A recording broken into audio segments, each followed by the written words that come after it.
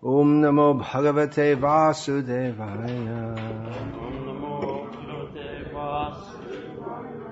Om Namo Bhagavate Vasudevaya.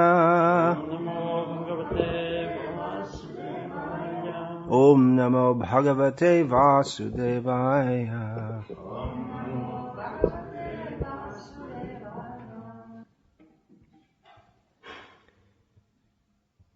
So, continuing, Sri Vishnu, Sahasranama. I don't know how the hearers experience, but personally, I find it transcendently pleasing to discuss the names of Lord Vishnu. Last night I spoke on Anuttama. One obvious meaning, which I discussed that last night also, one obvious meaning, which the commentators, they don't discuss, but we as Gauriyas must discuss, is Anuttama, one who is not the topmost. So, the Gauriya Vaishnavas, they have an inner understanding. So, name 82, Duradharsah, Adharsh, Duradharsah. Adharsh means it means assailable, attackable, one who can be attacked. So Duradharsh means difficult to attack or unattackable. Unassailable is a more common English word. One who cannot be overcome by the demons and others. Invincible. So we see in Krishna's pastimes that he would fight single-handedly with thousands of warriors. It's like they imagine in the modern age this Superman or such thing, but it's only an imagination. But Krishna is not an imagination. Krishna actually does it. Even the persons he empowers, we see like Arjuna, he would fight with how many Nivarta Kavachas? He had 60,000. He personally, I can't remember, something, large figure. He personally killed them all. So, the nature of the demons is that they think that they are invincible. I mean, even people who are not very strong, but they have the feeling. Everyone thinks, I cannot be overcome by death. Generally they think like that. That's why we see people, they don't like to put their seatbelt. As if to show, maybe not in this country, because they're afraid of the police might be quite strict. But in small towns in India, where the police are not so strict, people don't put their seatbelt. And when I put it, they say, oh, it doesn't matter. They think the idea of putting the seatbelt is so the police don't catch you. But in a small town it doesn't matter because they don't bother. It's like, I'm driving and nothing can go wrong. They think like that. That's Maya. I drove my car so many times, nothing went wrong. That could have been said by the thousands daily who have serious accidents, before they have the accident. So it is Maya to think that one is invincible. Some others may appear to be so, like Ravana. Hiranyakashipu, same person, came again. And to all appearances he was invincible. But he met his match in Krishna, in Rama, who's actually invincible. When the two of them came together, then it is seen. Both claim to be invincible. Then it is seen who is actually invincible. Just like that many years ago. You may remember. You probably don't remember. I heard it from Basu Ghosh when there was a World Heavyweight Championship boxing match lined up between Joe Frazier and Muhammad Ali. So it was billed as the immovable object meets the irresistible force. So either the immovable object has to move or the irresistible force is resisted. So it's a clash of the titans. But when Krishna meets those who are advertised as invincible, guess who wins each time? Of course, Krishna, he also runs away sometimes from fighting. Sometimes he's defeated. Ravana couldn't defeat him, but his friends sometimes in fighting in Vrindavan, they defeated him. So, although he cannot be overcome by any force because he is the origin of all power, Shaktiman. But by love, there is one force which is bigger and strong. If Krishna is not sometimes defeated in the mock fighting of the cowherd boys, then there wouldn't be any fun in fighting, would there? So sometimes he's defeated also. Also Krishna appears to be overcome by Jarasandha. He runs away as if in fear, but he had his own reasons for doing so. And also, he ran away. Kala, the Yavana, was chasing him also, as if Krishna was afraid. So, unassailable, that brings upon one who is very strong, they tend to become haughty and arrogant. Haughty is actually just a synonym, more or less a synonym of arrogant. Haughty means, arrogantly proud. It's more or less the same word. So, we find that someone who's physically very strong, especially kids at school, then he becomes, not in every case, but they often become a bully. Nasty. So like Ravana, again. Arrogant, bully. He didn't care what anyone thinks. He'll just do whatever he likes.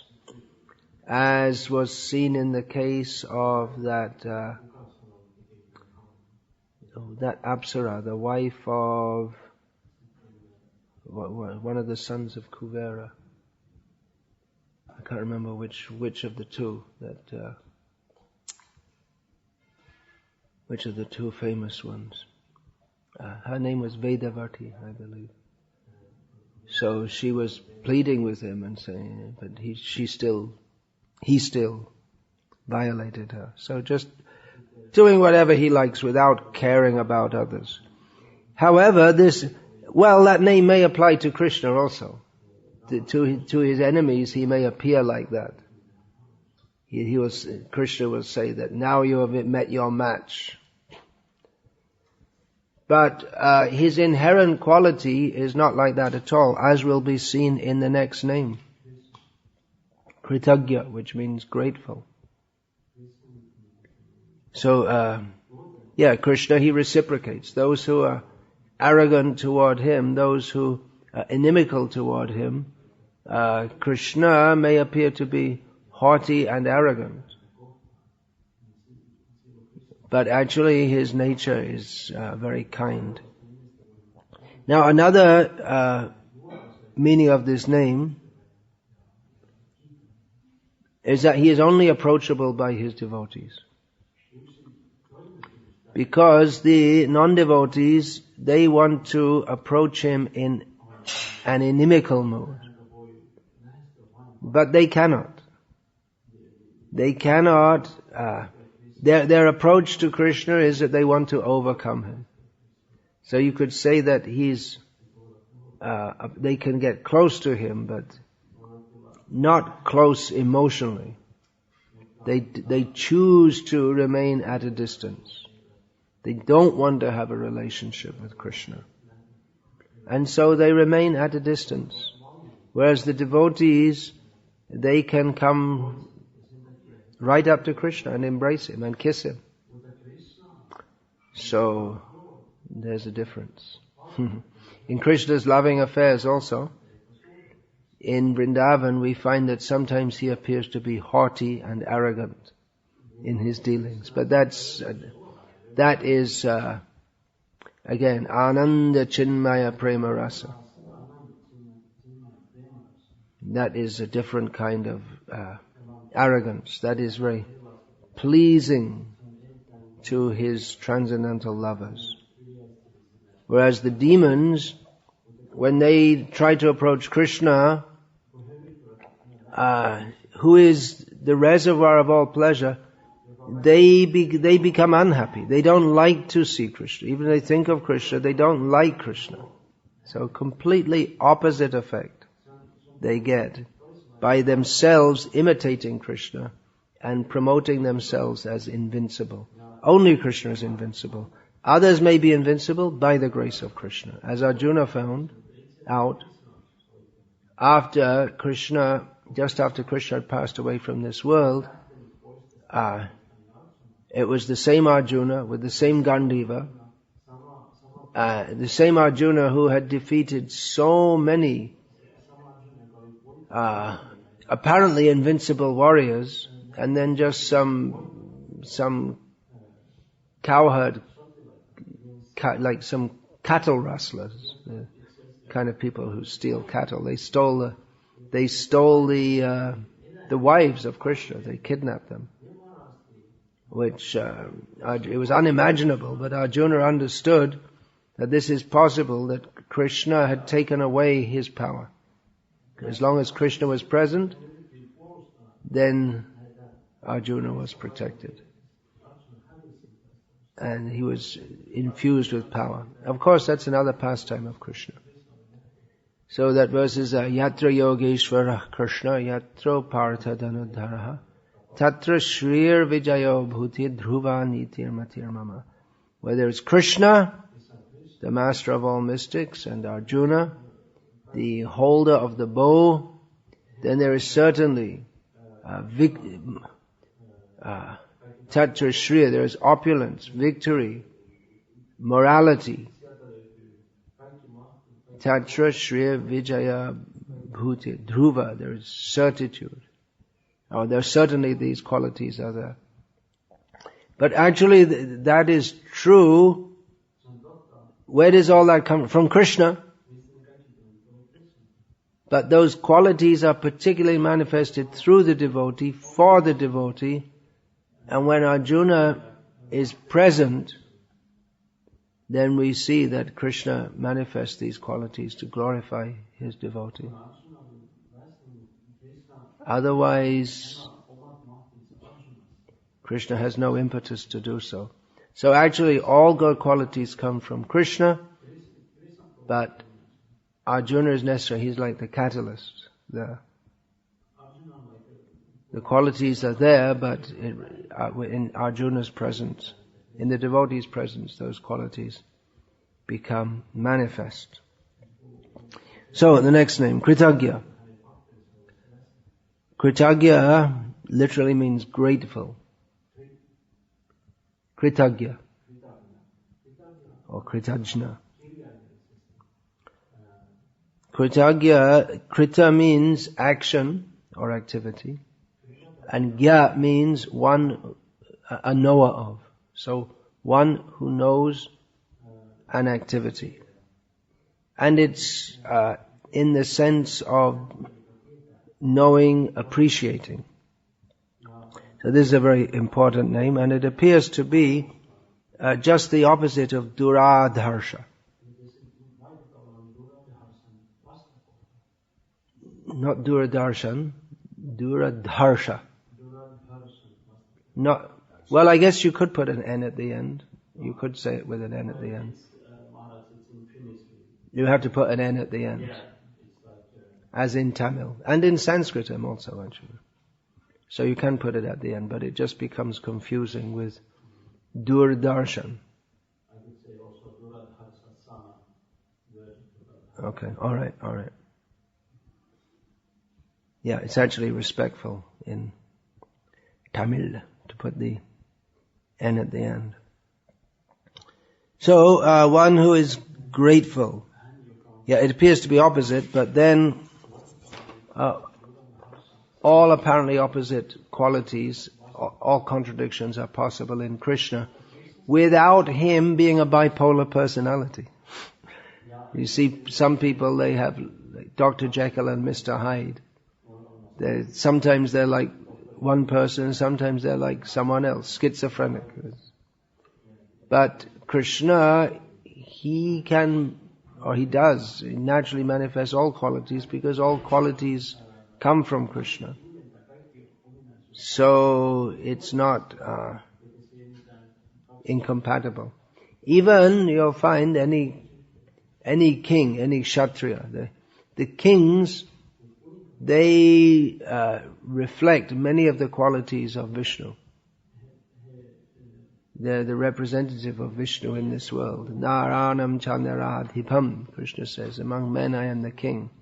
So Vishnu's power, nobility, opulence, these are all reflected by the king. So nobility means that he is opulent, and we see in this world people have lots of money, they're respected, but in actual civilization, a real culture, someone who has lots of money, they're not simply rich, but they also have good qualities. I mean, even previously in Europe, that idea was there. The nobleman, they're called a nobleman because they have noble qualities, and they're trained to have high qualities. So it's not that they're just dominating others and they're arrogant, but they can be what is that? Vajradapi kotorani. They can be as hard as a thunderbolt towards those who require to be punished. And kusumapi komal. They're as soft as a flower to persons who should be reciprocated in that way. They appreciate the good behavior of others. So, a couple of verses in Bhagavad Gita which support this. Krishna says, Apichet suduracharo bhajate mamananya bhak sadhur eva samantavya samyak vyavasito hi saha. Even if one commits the most abominable activities, if his intention is to serve Krishna wholeheartedly, and due to some bad habit or due to some circumstance, he commits an activity that would normally be considered abominable, still, Krishna says, he should be considered saintly. Also, patrang pushpang palang toyam yome bhaktya prayachati tadahang bhakti upaharitam ashnami prayatatmanaha. Krishna is so great. It is far, far, far, far, far, far, far, far. You can go on many times saying that. Greater than us. And generally there cannot be a relationship between people unless they're on a very similar social platform. We don't find the rich people hanging out with the bums. We find in Mahabharata that was a major factor in bringing the whole Kurukshetra war to happen. Right? So a major factor in the lead up to that in childhood, Drupada was a friend of, who was that? Was it Virat? They're both friends. No. So, Who is that? They were friends and then later? Drona went to Drupada. Yeah, right. Okay, you got it right. Drona's son, Ashvatthama, Drona was so poor that he couldn't even feed his son milk, for which the boy would be teased by his friends. So in Drona and Drupad, they were friends in childhood. So Drona went to beg from Drupad. Drona was a Brahmin and Drupad was a king. And Drona reminded Drupad of their friendship, but Drupad said, "We can't be friends. I'm a king and you're a beggar." So he insulted him in this way. So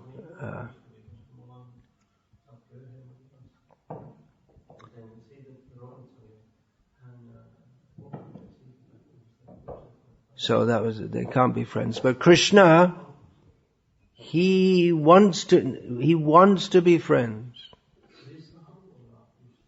with every minute living being. He comes to this world to ask, "Why have you forgotten me?" And if one does a little service, even if one is very sinful, Krishna sees the service. It's not an excuse for being sinful. Or even one may have for many lifetimes forgotten and rejected Krishna, but if at some point out of love one offers Krishna even some insignificant flower, Krishna very gratefully accepts it. Little sincerity, Krishna accepts that.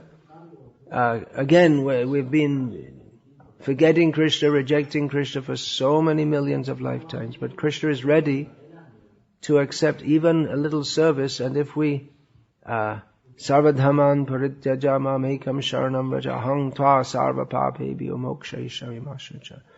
If we approach Krishna with sincerity and fully surrender to him, then Krishna, he being very grateful that this person has come to me, then he overlooks all past sinful activities. Also in Mahabharata we find that Draupadi, she called out Govinda, and Govinda came. And gave her unlimited cloth to protect her from Dushashan. Because previously, the story goes, she had provided Krishna with a little cloth. Krishna cut his finger, and Draupadi provided a little cloth to bind his wound. So, her only shelter, even when her husbands could not be her shelter, Bhishma could not be her shelter. So many great men were there, but they were not being her shelter. It was unimaginable for her that she was put in a situation, being the daughter of a great king, being the wife of such great husbands, being known and respected by all the populace, but she was put into such a situation. There was no one to protect her. But she called out Govinda, and Govinda provided her with unlimited cloth, so that Dushashan, his name means impossible to control. So he became disappointed. He became overcome by Draupadi's love for Krishna, by which Krishna was obliged to reciprocate with him. So, Krtajnah, it also means he knows all action. He knows what we are doing. And he knows why we are doing it.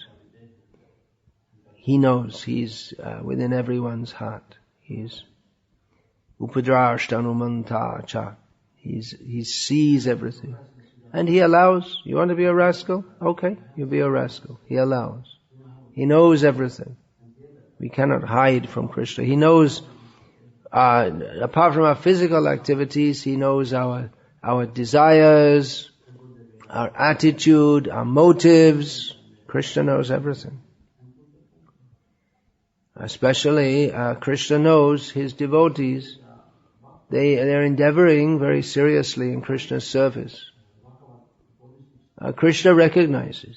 So a devotee may not be recognized by others. He may be performing sincere service, even sometimes for many years, and no one particularly notices. But a devotee doesn't, he's not performing his service so that others will notice. He just wants that Krishna will be pleased. And if one has this attitude, then certainly Krishna will be pleased. If we simply try to please Krishna, it's not a matter of showing others what in materialistic society we want to show something to others, what I have done. An achiever, a success. But a devotee is not concerned. He only wants to please Krishna. Others may notice or may not notice. That's all. Everything is for the pleasure of Krishna. It doesn't have to be seen or recognized by others. So we see there are so many devotees who, it used to be in India, people would rise early in the morning, perform puja. They're not doing with an audience. It's not being broadcast live on the web. The audience is Krishna. It's the devotee and Krishna.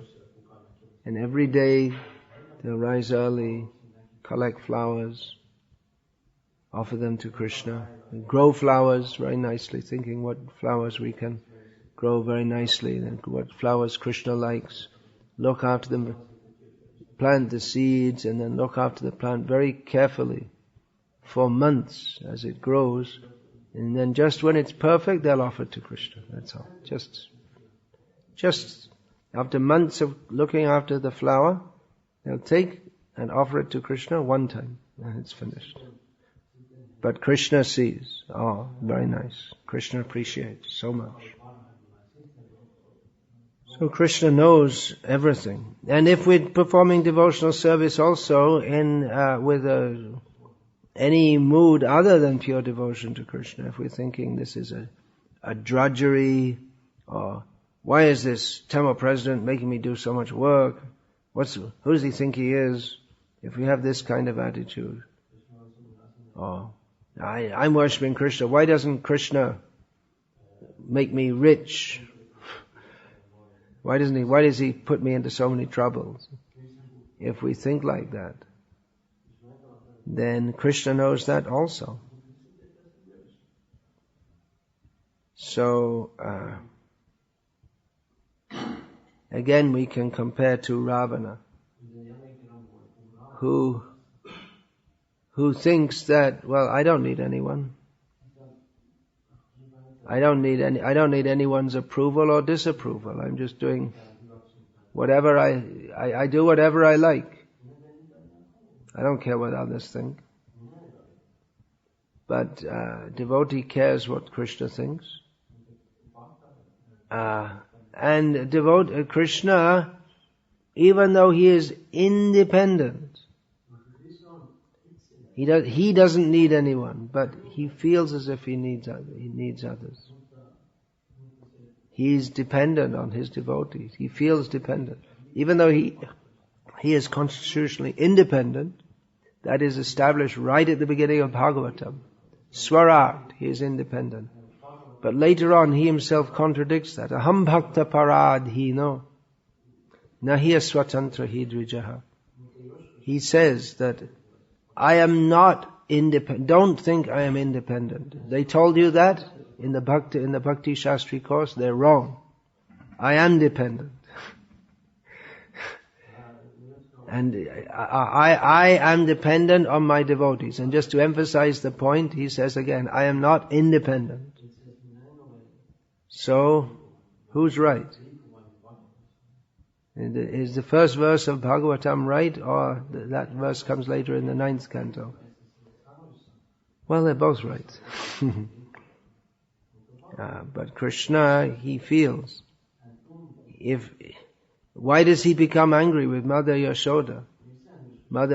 She's feeding me, and then she puts me down and runs off somewhere. Who does she think she is? I'm her son, and she's feeding me, and I need to drink milk so I'm hungry.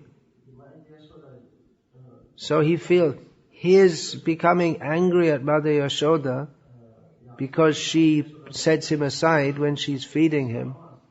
That is the gratefulness of Krishna. There's this sense of dependence, which is actually far superior to that a devotee asks Krishna, please help me this way, that way, the other way. Or he offers prayers to Krishna. Far more exalted is the position of Mother Yashoda. That we may think Krishna becomes angry at her. He says she did something wrong. She's an offender. No such thing. That Krishna feels dependent on her.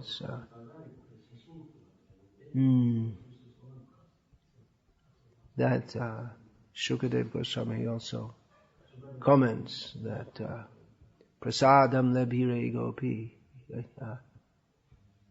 What is that? Natat prapya vimuktidat. Naivovarincho nabhavo nashriya rapyanga sangshaya prasadam labhire gopi.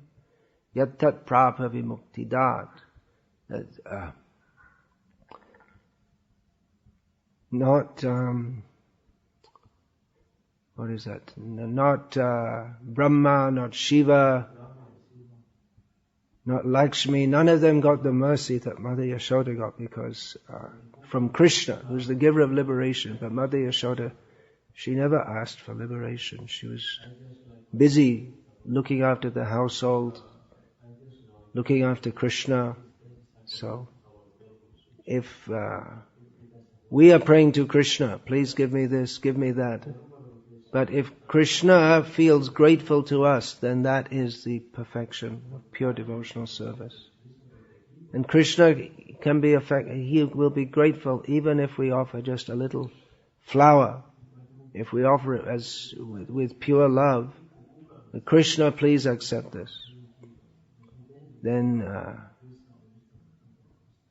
that is the perfection, that Krishna becomes very pleased. Krishna is so grateful, even some service offered in a previous life. There are so many examples. Actually, the whole Bhakti Shastri, we're talking about Bhakti Shastri. In the beginning, we should understand how Krishna is great, how Krishna is independent, how Krishna is the controller. But the perfection of understanding Shastra is how grateful Krishna is to his devotees. We can find all the stories of Bhagavatam. We find that Krishna is simply reciprocating with his devotees because of the love that they offer to him. Gajendra, in the body of an elephant, offering prayers to Krishna with pure love, with pure dependence on Krishna, and Krishna immediately comes to save him. Ambarish he's worshipping Krishna with such determination. He's made it his center of his life, and Krishna protects him, even though Ambarish never asked for such protection. So Krishna's gratefulness is prime quality by which he reciprocates with his devotees.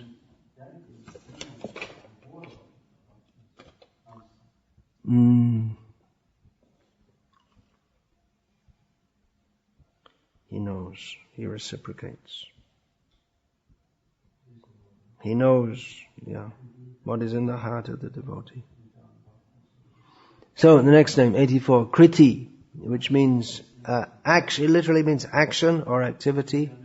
One who acts expertly, one who is successful. one who is busy in activity. It specifically means, or one's more specific meaning is one who is engaged in pious activities. Karma, the term generally, well, in one context, it means specifically pious activities, or it can mean impious activities. Or another meaning means one who has attained, he's performed activities and got what he wanted, attained his object, and is fully satisfied. So,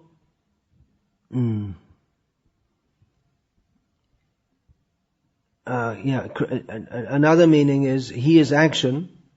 So that means that actually he is the cause of the action that everyone does. Man proposes and God disposes. We may desire to perform so many activities, but we can't do them unless Krishna allows. Right? We might think, I will do this, I will do that.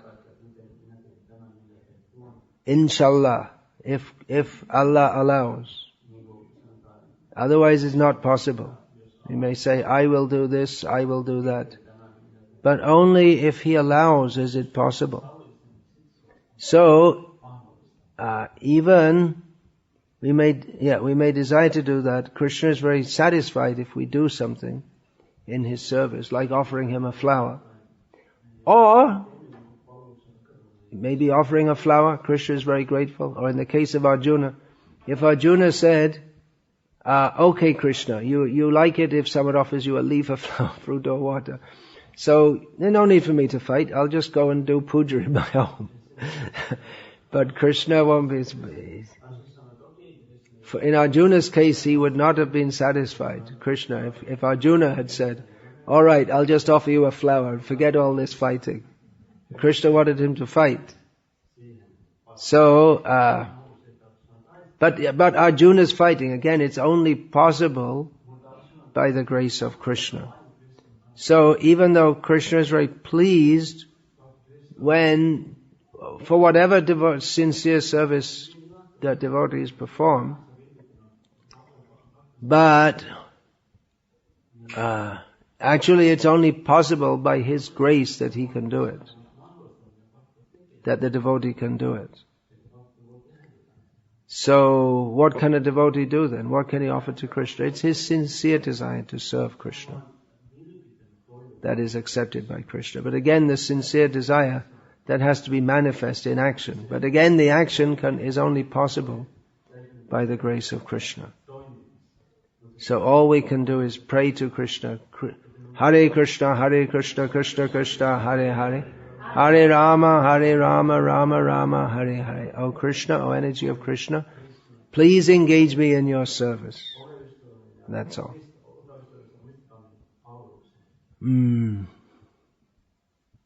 So, Krishna, He's also active. Namang karmani limpati me name karma phale spriha. Krishna says, I am not obliged to do any work, nor do I desire the result of any activity. Still I work. Krishna is always active. Action. When there's some action, there's some possibility of reciprocation and reciprocation between living beings. If there's no action, akarma, this is discussed in Bhagavad Gita, those who want to stop all activity. And if there's no activity, then there's no loving dealings with Krishna. So the idea of stopping all activity and in the name of transcendental realization is a very poor level of transcendental realization, because there's no activity, means there's no activity for Krishna either. So even the neophyte devotee who approaches Krishna with material desires is, in one sense, better situated than the impersonalist who just wants to stop all activity, all desire, and forget Krishna also. Whereas the neophyte devotee doesn't want to forget Krishna. He wants to remember Krishna, maybe for the wrong reason, but there is some reciprocation with and recognition of Krishna. So Krishna, he is performing activities, and whatever he does is certain to be successful. That's why we pray to Krishna. That's why we pray, and people, some pray to God or Allah, but they pray to Krishna because they know that he can make everything successful. If he wants, everything will go nicely. If he doesn't want, then it's up to him. But we are not we are not the power. We are not the powerful.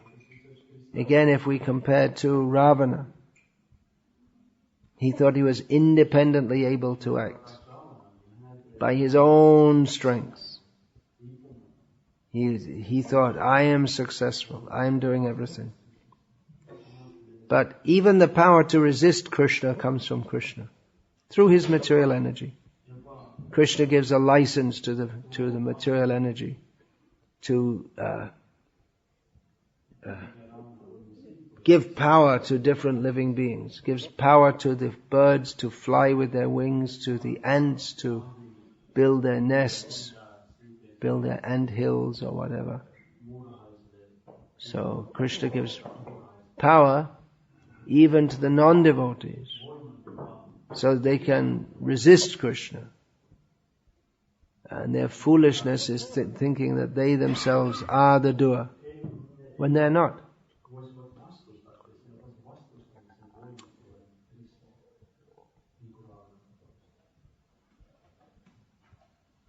So, Hare Krishna, any question about this?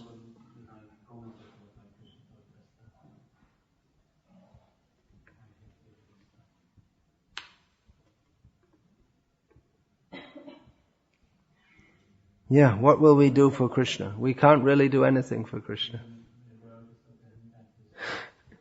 He allows us. And what can we do anyway? Just like some rich man, what will you do for him? Maybe the doctor can do something for him. But then Krishna, what can we do for Krishna? He's already got everything. He already gives us everything. What can we do for him? We can simply offer him, just like Srila Prabhupada gave that example of the father is feeding the child, and if the child thinks this is very nice, and gives some of the food that the father has given back to the father, thinking this is very nice, let my father also enjoy it. And the father is very pleased with that attitude. The father is giving it, he doesn't need the child to give it to him, but the attitude of the child to want to please the father, that is very pleasing. And the father will take that food from the child with far more pleasure than if he just takes it himself. Krishna can produce any amount of items for pleasure for himself. But if someone offers it to him with love, he takes it with far more pleasure than if he had just taken it for himself.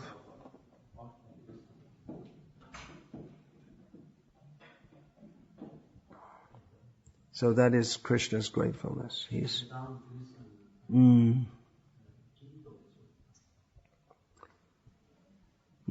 Krishna performs all activities. So he has no need to act. He is Atma Rama. He's satisfied in himself. He's Apta Kama. He fills all his desires by himself. But still he acts. And he causes others to act also. So any question about this? You mentioned that Krishna wouldn't have been satisfied if Arjuna would be just offering. Yeah, if Arjuna said, hey, that's great, Patram Pushpa, okay, great, I'm quitting the battle. I'm going to go and offer some flower to you. Arjuna had to offer arrows into the bodies of the enemies. That was his offering to Krishna. Could you, Maharaj, help the preachers to find the proper way to, like, in that sense, increase people's, devotional activities towards the Lord? Because many times that's preaching, like the Sunday program preaching, is just on that level of, just offer flower and some bhajan like that. The Sunday preach feasting, just saying to people, offer Krishna a flower. Well, that's a beginning, and not only a beginning, highly advanced devotees also do that. But Krishna also says, Mame kam sharanam vraja, you offer tani sarvani karmani, you offer all your activities to me.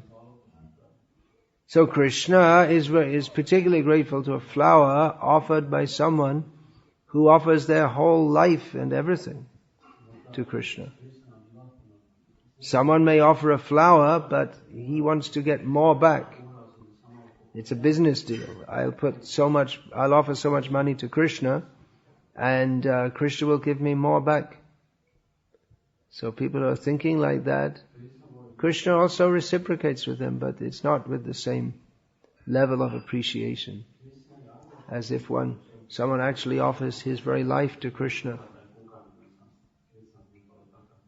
So it's not exactly a flower. Of course, Krishna does like flowers, especially likes some flowers more than others. There's some flowers which we should offer to Krishna, and some flowers that we shouldn't. So Krishna likes these things, but the devotee offers him those flowers because he knows that Krishna likes them.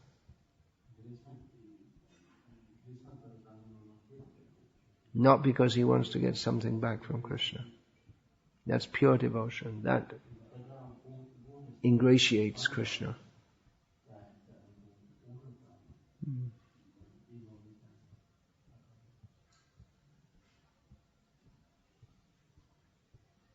So we have heard from our acharyas.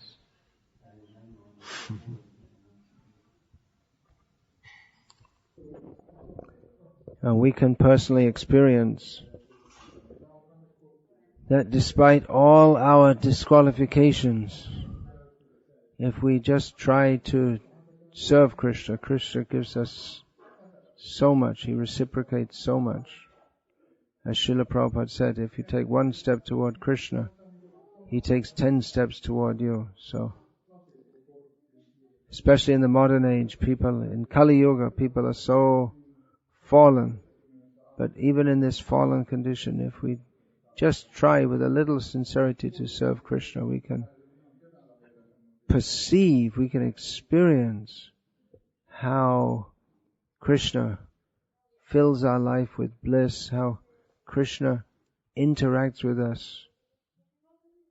Regarding Krishna's gratefulness, Sri Chaitanya Mahaprabhu stated, Alpo Sheva Bahumane Atma Prajanto Prasad. Krishna considers even a little service to be very great, and in reciprocation, out of his mercy, gives his very self to the devotee. What a grateful Lord is Krishna. So we'll finish. Hare Krishna. Any questions from the ladies? No. All right. So, Hare Krishna. Srila Prabhupada ki jai. Shri Shri Gauranitai ki jai. Hare Krishna.